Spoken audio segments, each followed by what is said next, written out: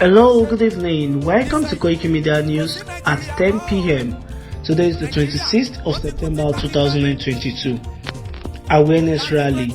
Yòrùbá Nation Rally Ijebu Parapo cordially invite you to the peaceful Yòrùbá Nation Rally. Date Friday, September 30, 2022. Venue Ogun East, Central Ijebu Ode. Time 12 p.m. One people, one culture, one language, self-determination. Ọmọlúàbí ni wá. Announcer Olayomi Koiki, CEO KOIKIMEDIA.